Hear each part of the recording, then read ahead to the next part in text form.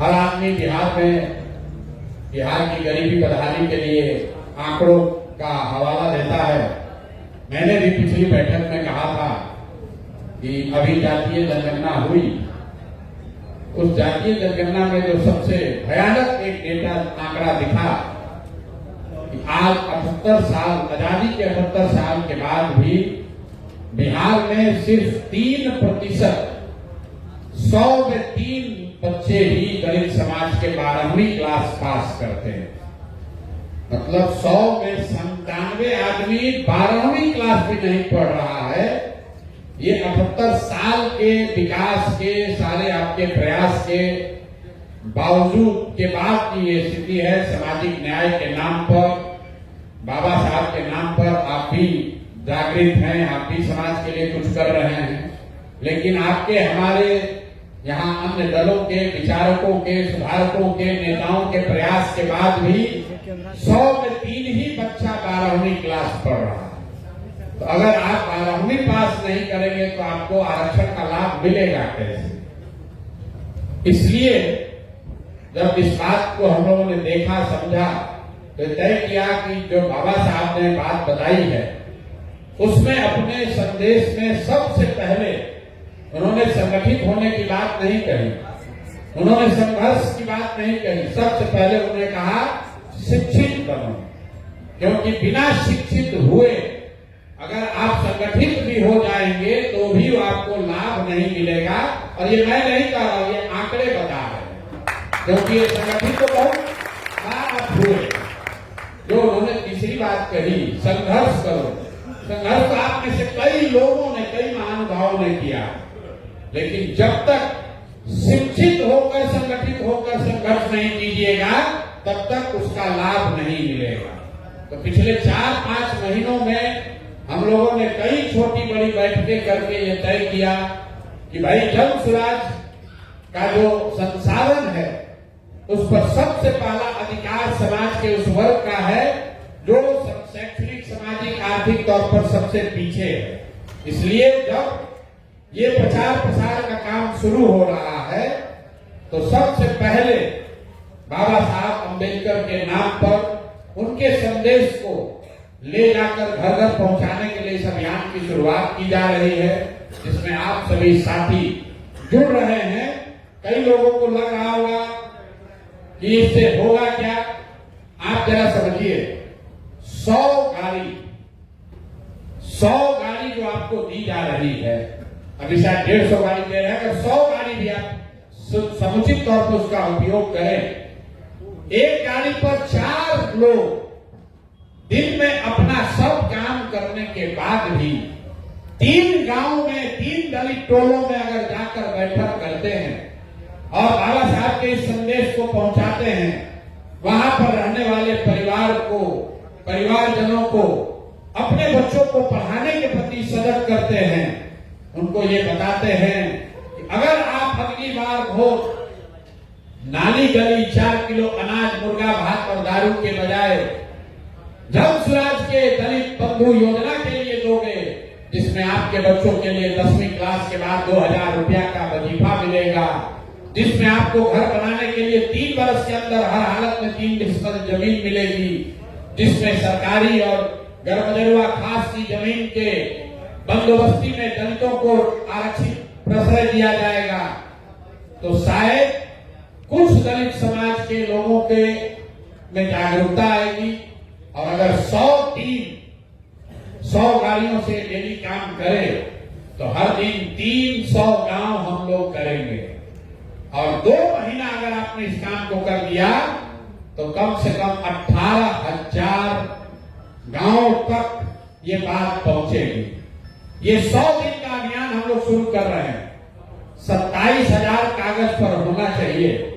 मेरा लक्ष्य है कि कम से कम 25,000 गांव में, बिहार में टोटल आंकड़ों के हिसाब से करीब 45,000 गांव हैं, लेकिन करीब 27,000 गांव ऐसे हैं जहां दलित समाज की छोटी बड़ी आबादी रहती है। उन 27,000 गांव में अगर आप दिन में 3 बैठक करते हैं, एक बैठक को करने में 2 घंटा लग सकता है, अगर आप 3 बैठक भी करेंगे तो आपके पास वो साधन है, आपके पास जाने के लिए गाड़ी है, आपके पास बताने के लिए बात है, विचार है, वो पर्चा है, वो कैलेंडर है, सब चीज आपको दिया जा रहा है। तो आपके पास जीवन में ये ऐसा पहला मौका ज्यादातर लोगों के पास है कि अगर आप सही में चाहते हैं तो 100 दिन के अंदर बिहार का कोई भी ऐसा गांव जहां दलित समाज के लोग रहते हैं वो अछूता नहीं रहेगा। आपके प्रयास से उस पर यह संदेश जरूर पहुंचा। आपका सिर्फ समय चाहिए और आपकी भावना सही होनी चाहिए। आप शाम में उसी गाड़ी से जाकर अपने रिश्तेदार के यहाँ घूमना चाहते हैं, घूमिए, कोई दिक्कत नहीं। वो साधन आपके लिए दिया जा रहा है। अगर सुबह में मजदूरी या कोई काम कर रहे हैं, आप व्यस्त हैं, आप दिन में 12 बजे से शुरू करना चाहते हैं, कोई बात नहीं, लेकिन एक संकल्प कीजिए, कुछ भी हो जाए हर दिन 3 गांव का लक्ष्य जरूर पूरा करना। अपने सुविधा के अनुसार रूटीन बनाइए, अपने सुविधा के अनुसार रूटीन बनाइए और उन 3 गांव में भी किसके यहां जाना है ये भी सूची आपको दे दी जाएगी। कोई न कोई अनुसूचित समाज जाति का नेता, समाज का व्यक्ति जो अपने यहां ये बैठक कराना चाहता है, आपको वहीं पर जाना है। आपको वो सूची मिलेगी, उस सूची को लेकर आप वहां जाइए। कोई 20 आदमी को जुटाएगा, कोई 40 आदमी को जुटाएगा, बड़ी सभा की जरूरत नहीं है। अगर हर बैठक में 20 आदमी भी अगर जुड़ता है तो हम लोगों ने लक्ष्य क्या रखा है, हर गांव से 10 बच्चों को निकालना है, हर बैठक से 10 बच्चों को निकालना है, 10 ऐसे सक्रिय युवाओं को निकालना है जो इसी आश्रम में जैसे जैसे आप ढूंढते जाएंगे वो आए, यहां प्रशिक्षण पाए और उनके जीवन में उनको, अगर वो पढ़े लिखे हैं, उनके पास मोबाइल है, तो उनको 2000, 5000, 10,000 रुपया के लिए जीवन में कभी मजदूरी नहीं करनी पड़ेगी। 5 दिन यहाँ का मुफ्त प्रशिक्षण ले और वो 17 दिन से उसको व्यवस्था हो जाए। ये बात आपको जाके बतानी है। वो लड़के यहाँ आएंगे, उनको आने का खर्चा भी आने जाने का दिया जाएगा। वो आए यहाँ पर 3 दिन 5 दिन यहाँ रहे, प्रशिक्षण पाए और जो मोबाइल और इंटरनेट उसको आता है, मोबाइल अगर उसके पास है और जो हम लोगों ने मिलकर तय किया, 12वीं पास है,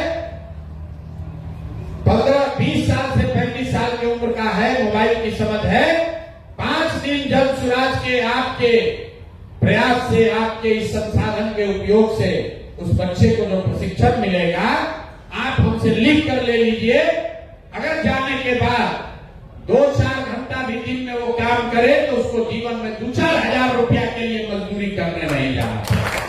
वो पैसा जब सुराज उसकी व्यवस्था कर रहा, उनको वो चीज, वो मार्ग सिखाया जा रहा है। आपको कुछ नहीं चाहिए, खाली मोबाइल चाहिए और दिन में 4 घंटा काम करने की क्षमता चाहिए। आप लोग कहिएगा ये कैसे होगा, ये कैसे होगा?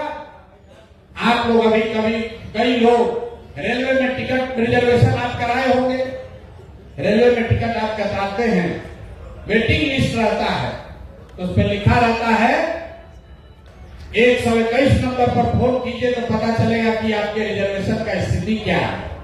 आप रेलवे को फोन करते हैं तो कोई आदमी बताता है कि आपका वेटिंग लिस्ट जो 80 था वो घट के 45 हो गया। फिर फोन करते हैं 2 दिन के बाद तो कोई आपको बताता है कब आपका RSC हो गया, बर्थ नंबर आपका 56 है।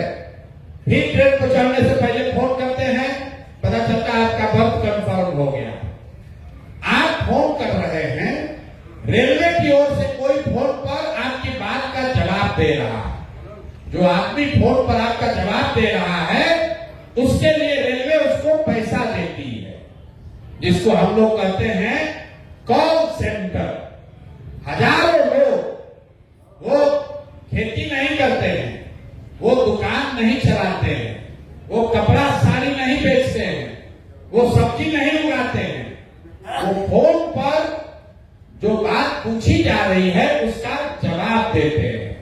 तो जो हम लोग यहाँ सिखा रहे हैं कि आप अपने बच्चों को भेजिए और हम आप उसको फोन पर जवाब देना, बात करना सिखाएंगे, ताकि जिस कंपनी को भी डेटा कलेक्ट करना है वो बिजनेस आपको घर बैठे मिले। अपने घर में बैठ के 3 घंटा अगर आप फोन करते हैं, 20 को फोन कर लिए, डेली 20 फोन अगर आपने कर लिया तो 2,500-3 हजार रुपया महीना आपके घर बैठे आपके अकाउंट में आता रहेगा। तो जब अभी आप जा रहे हैं तो 2-3 गो संकल्प लीजिए, बिहार सुधारेंगे, समाज सुधार देंगे, बाबा साहब के मूल्यों को स्थापित कर देंगे। वो सब बात तो है, ये तो नारा लगा रहे हैं आप वर्षों से, तो उससे बात नहीं बनेगी। धरातल पर आपको गाड़ी साधन मिला है, 3 गांव में डेली जरूर जाना है, अपने सुविधा के अनुसार जाना है।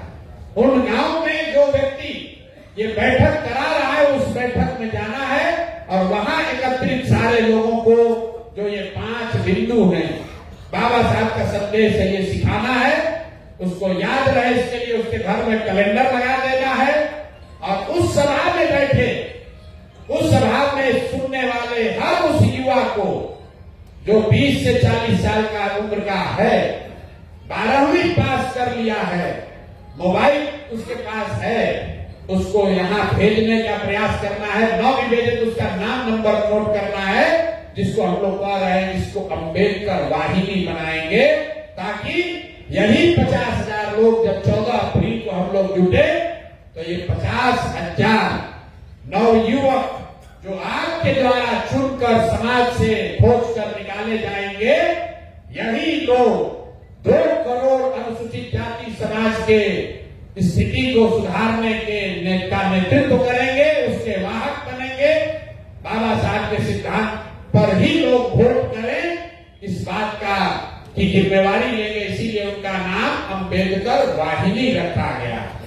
और जो अम्बेडकर वाहिनी अगर चाहे तो जो मैंने आपको बताया, अगर वो चाहे तो अभी से लेकर अगले 3 महीना में कभी भी आकर साथ में ये डिजिटल का ट्रेनिंग प्रशिक्षण लेकर अपने लिए 2-4-5 हजार रुपया, 10 हजार रुपया कमाने की व्यवस्था भी कर लेगा।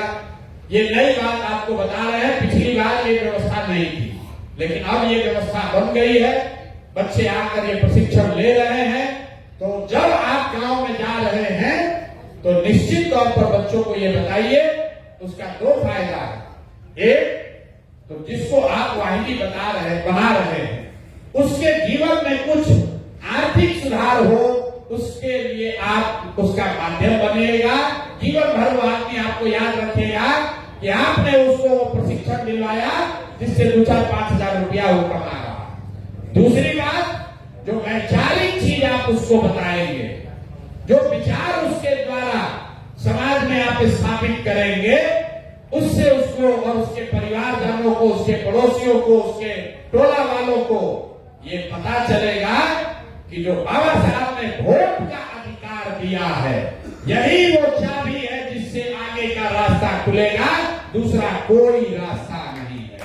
जब तक इस चाबी का इस्तेमाल करना लोग नहीं सीखेंगे, तब तक गरीबी बदहाली दूर नहीं हो सकती है। वोट की कीमत को लोगों को समझाना है। बिहार में ज्यादातर लोग, खासकर दलित समाज के लोग, आपको अपने वोट के कीमत का अंदाजा नहीं है। आप कहते हैं वोट का बहुत मूल्य है, लेकिन वोट का कितना मूल्य है किसी को नहीं पता। वोट का कितना मूल्य है ये किसी को पता ही नहीं। लोग गांव में जाकर पूछिए, गांव में जाकर पूछते हैं आप, हम लोग कहता है अरे हमारा गरीब आदमी के वोट से क्या होगा, 100 लोग देगा तब न होगा, एक हमारा वोट से क्या होगा। लोगों को बताइए कि एक वोट देकर आपने अगर मोदी को प्रधानमंत्री बनाया, आपके एक वोट से मोदी जी हर साल 45 लाख करोड़ रुपया के तिजोरी के मालिक है। कितना? 45 लाख नहीं, 45 लाख करोड़।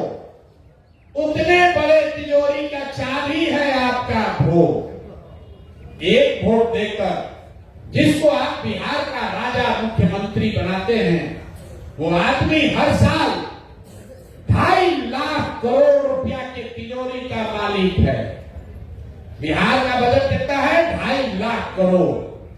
उस पैसे के तिजोरी का चाबी है आपका वोट। और उतना बड़ा तिजोरी का चाबी आप नाली गली पर दे दिए, आपने 5 किलो अनाज पर दे दिया, आपने मुर्गा भात खा के दे दिया, आपने किसी की बात सुनकर दे दी, तो 100 रुपया का चीज 1 रुपया में बेचिएगा तो नुकसान तो होगा ही होगा।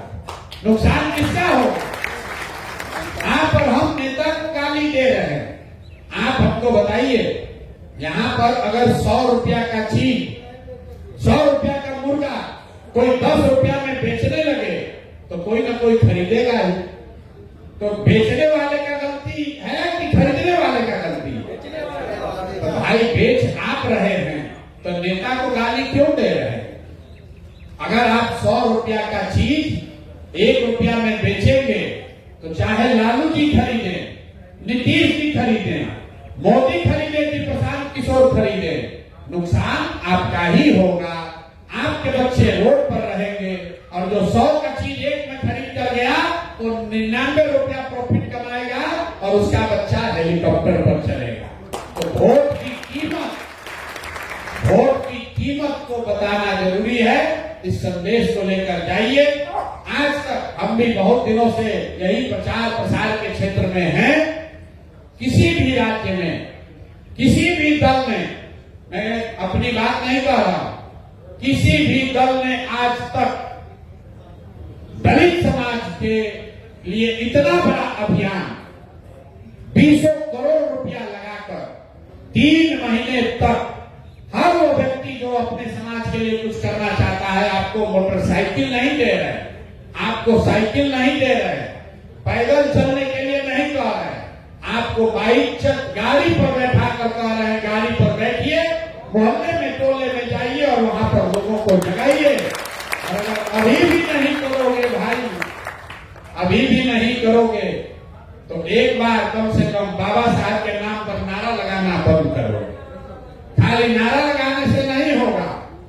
अगर अपने समाज के लिए 5 घंटा नहीं निकाल सकते हैं और जीवन भर नहीं, सिर्फ अगले 3 महीने के लिए, तो ये कहने से कि देखिए प्रशांत किशोर कितना बड़ा महापुरुष है, 2 साल से पैदल चल रहा है। अरे भाई हम पैदल चल रहे तो आप 3 वर्ष गाड़ी से, 3 महीना गाड़ी से तो चलिए, गाड़ी से चलिए और बेकार में समय जाया मत कीजिए। मार्च, अप्रैल, मई 3 महीना अगर आपने मेहनत कर दिया, 100 दिन में कोई बिहार का दलित टोला नहीं छूटेगा। आपके माध्यम से हर दलित टोले तक ये बात पहुंचेगी और उसमें अगर 100 में 10 आदमी भी बात मान गया तो अंदाजा लगाइए 2 करोड़ से ज्यादा दलितों की आबादी है। अगर 100 में 10 आदमी भी मान गया तो 20 लाख लोगों के जिंदगी पर, उनके विचार पर, उनके जीवन पर आपके प्रयास का असर पड़ेगा। उनके जीवन में सकारात्मकता आएगी, बेहतरी आएगी, उसका श्रेय, उसके वाहक आप बनेंगे। मेरा विश्वास है कि आप सभी साथी इस अवसर का लाभ उठाएंगे, इसका उपयोग करेंगे अपने लिए, अपने साथियों के लिए, अपने समाज के लिए और सबसे बढ़कर बिहार के लिए। जब बिहार सुधरेगा, उसमें आपका समाज सुधरेगा, तभी बाबा साहब के संदेश के, उनके विचारों के आधार पर नारा लगाने के सही हकदार आप और हम बनेंगे। आप सब लोग आए हैं, आप इसके हिस्सा बन रहे हैं, इसके लिए आपका तहे दिल से शुक्रिया अदा कर रहे हैं। आपको ढेरों शुभकामनाएं, बहुत बहुत धन्यवाद।